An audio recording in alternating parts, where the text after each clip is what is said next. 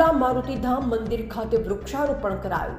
આજે તારીખ 23/12/2025 રોજ રાજુલા નગરપાલિકા સંચાલન દ્વારા મારુતિધામ તળાવ ખાતે નગરપાલિકાના સભ્યશ્રીઓ, નગરપાલિકાના કર્મચારીશ્રીઓને SHGની બહેનો દ્વારા વુમન ફોર ટ્રીઝ કેમ્પેન અંતર્ગત અમૃત 2.0 જેમાં પ્રમુખ ઉપપ્રમુખ કારોબારી ચેરમેનના માર્ગદર્શન હેઠળ વૃક્ષારોપણ કરવામાં આવ્યું, જેમાં પૂર્વ પ્રમુખ ચિરાગભાઈ જોશી તથા રાજેશભાઈ દ્વારા પ્રાસંગિક પ્રવચન કરવામાં આવેલ।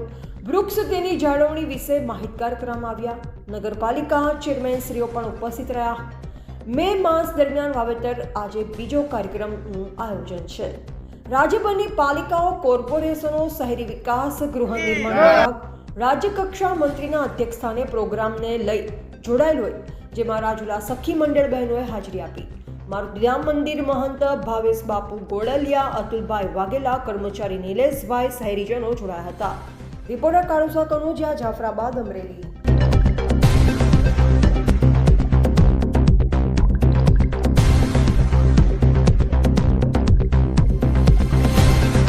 સ્વચ્છતા રહે,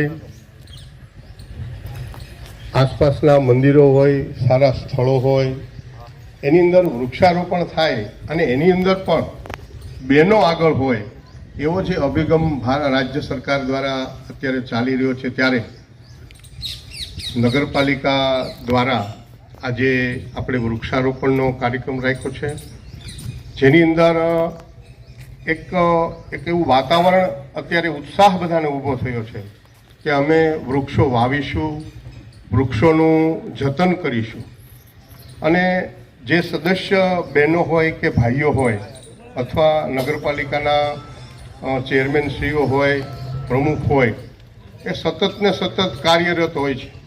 પહેલાં કરતાં આપણે જોયું છે કે અત્યારે રાજ્ય સરકાર બધી ગ્રાન્ટો આપે છે, દરેક ધાર્મિક સ્થાન હોય અથવા કોઈ સારા બાગ બગીચાઓ હોય એનું રિનોવેશનનું કામ ચાલુ થઈ રહ્યું છે। અને અત્યારે જે આપણે વૃક્ષારોપણ તરફ કાર્યક્રમ આગળ ધપાવશું એ પહેલાં